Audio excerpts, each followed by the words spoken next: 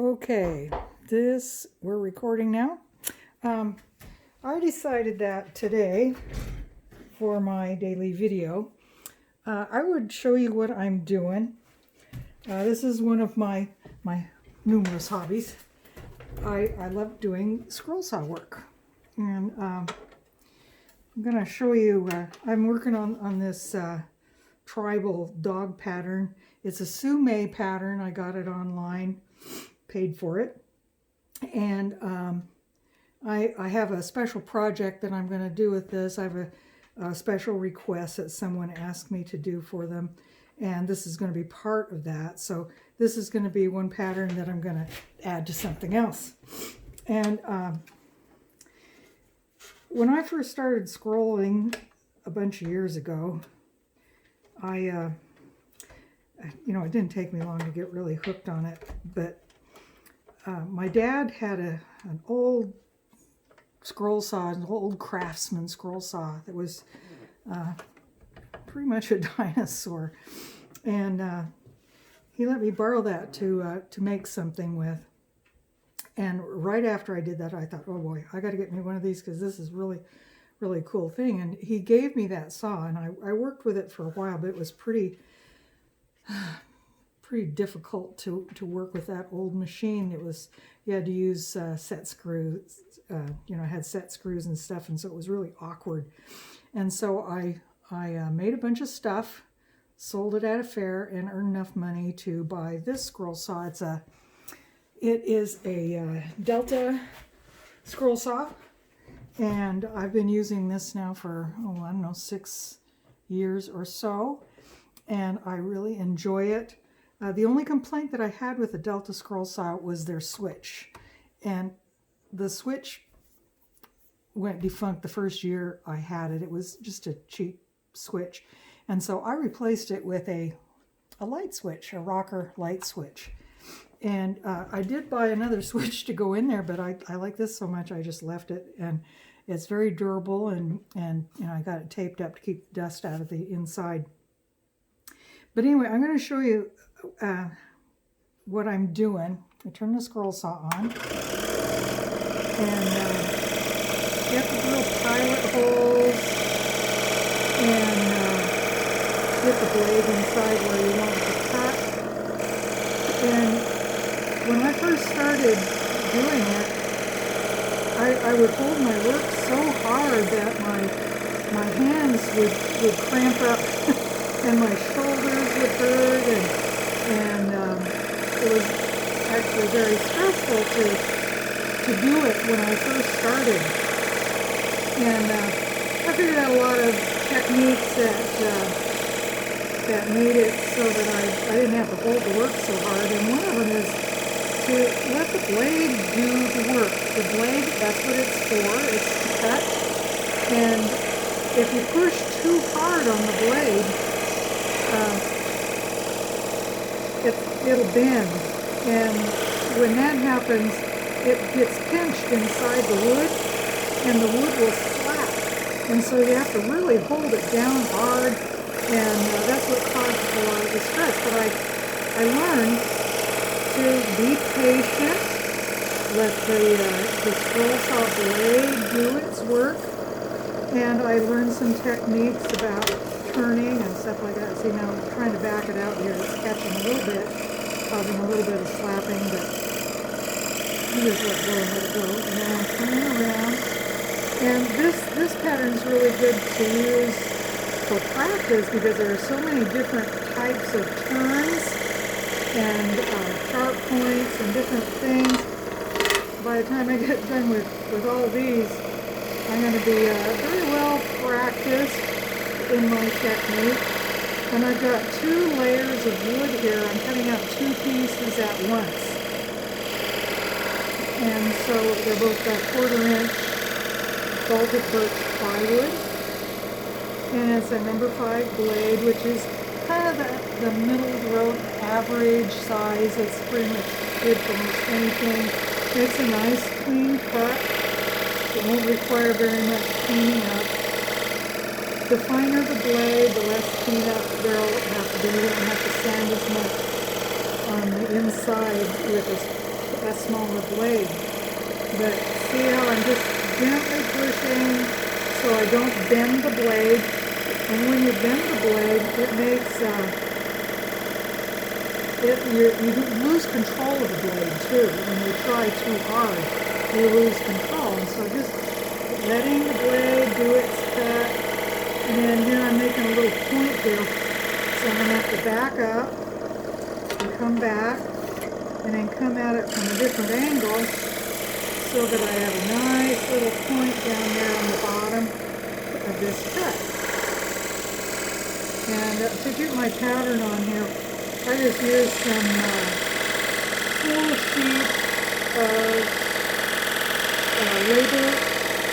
sheet label, and then I just printed out on that, and then it's got sticky stuff on the back side so I can stick it right to my work. And what I didn't do on this, usually I put down some blue tape, blue painter's tape to make it come off a little bit easier. I didn't do that this time, but I got a blue tape. It'll come off fairly easy. You can actually warm it up with a hair dryer and it comes out really quick. And so I'm going to just turn, and then I'm going to come down to this point right here. That little piece of wood is going to pop out.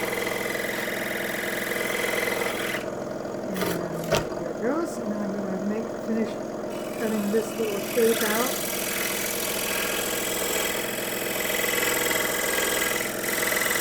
And then I figured that, I've learned to make a turn. You pull the work on the side of the blade or the back of the blade very gently away from the cutting part, and you can make a nice turn. And the smaller the blade, the sharper the turn you can make. And the blade is really, really flexible. When you make those turns, the blade will actually twist a little bit, and then as it cuts around, it flips right into the alignment that you want. And I'm telling all this because I wanted to compare that with anything that you are learning how to do.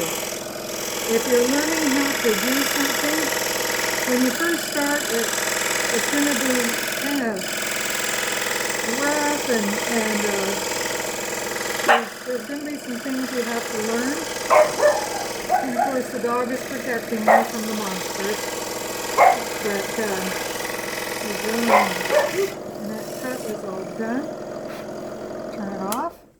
And then, yeah, there's several things that I learned that make it easier. And as you learn anything, you're going to learn some little tricks of the trade. And you'll learn different things that make your whatever you're learning easier, quicker, less stressful, and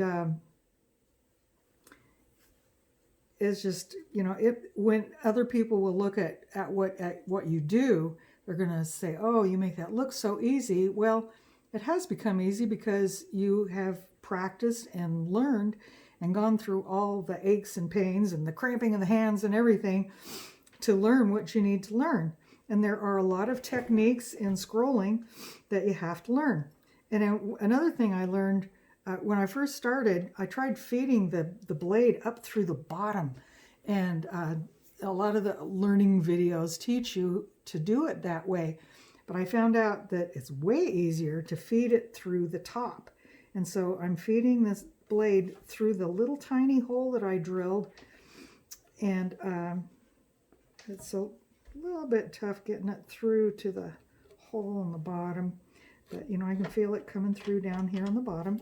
And I can do this mostly by feel. There's a little clamp down here on the bottom. It's a screw just like that one right there. I'm going to tighten this up. Oh, I didn't get it in. There we go. Tighten that up and then tighten up the blade. That's nice and tight. And make this next cut. But anytime that you're learning something, it's you just have to realize that you're going to have to go through some of the agony to get to the ecstasy. And anytime you learn something, it just takes practice, it takes time, it takes learning, And I'm also learning how to build a network marketing business online. I'm working with a coach, and some of the things I'm learning are the agony, but there's some ecstasy involved in it too when you finally get it and succeed. And once you get it, the things that you learn don't seem so hard. It's just getting it inside your brain and teaching your mind and teaching your mind to do what you need to do. And anytime you learn an art like this, there's a thing called muscle memory, and your muscles will remember how to do stuff long after you haven't done it for a while. It's like riding a bicycle. You haven't ridden a bicycle for a long time. You get back on a bicycle. It doesn't take long before you pick it back up again. Same thing, learning a language. If you've learned a language in the past and maybe forgotten a lot of it, when you get back to using that language again, it comes back to you much faster. And so that's the way our brain works. It just takes time and practice. I'll cut another one of these out so you can see how it goes. That doesn't sound tight. I'm going to tighten that up just a little bit more. And sometimes, I can tell by the sound of the saw if my blade's tight enough. That's just something I've picked up over time. And maybe set it at a 3.5 instead of 3. That'll tighten it up just a little more. There we go. Cutting out this other guy right here. And there's supposed to be a little nozzle that blows the dust away. It came with the saw, but I was never able to get it installed on the saw. It was really hard to do. So I just blow it off with my lungs, so it's good practice. The only problem with that is I can't wear a dust mask when I'm doing this because I need to blow the dust off. Maybe one of these days I'll make a separate blower. A lot of people have taken aquarium pumps and made blowers for their saw. I may do that in the future. Right now I can just blow some of this dust off.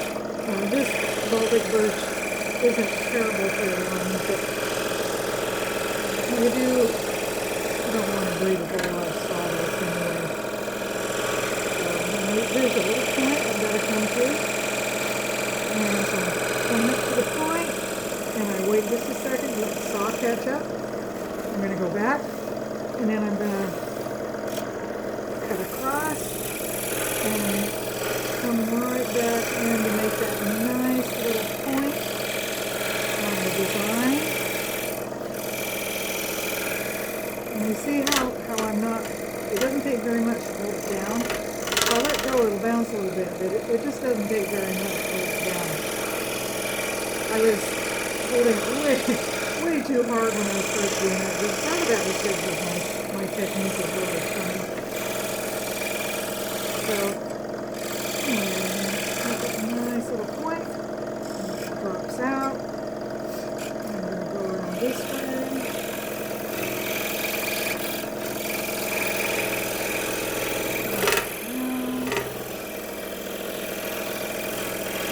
Fortunately, if I don't follow exactly on the line on this particular design, it really doesn't matter an awful lot because it's a modern tribal art design.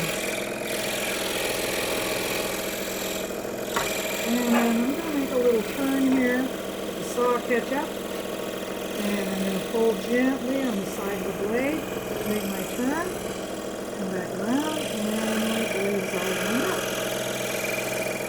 And I know that makes it look really easy, but it takes a lot of practice to be able to do that. But that is an essential technique for scrollsaw. So anyway, that's what I'm doing today on this lovely day. I haven't been doing much scrolling because it's been too cold, and this is out in a house that we're building, and the only heat it has is a wood stove, And so in the wintertime it gets pretty cold out here. You know, I come out and build a fire, but we don't want to use up a bunch of firewood. So I haven't been scrolling as much. So anyway, this is going to take me several hours to do. Each one of these takes, well, you saw how long it takes. And so I've got 1, 2, 3, 4, 5, 6, 7, 8, 9, 10, 11, 12, about another 20 of those to do. So it'll take me a little while to get this all cut out. And then when I start on the rest of the project, I'll shoot another video to show you what it's going to look like. So anyway, I hope you've enjoyed that. And this is Anita Hales signing out. And we'll see you in the next episode.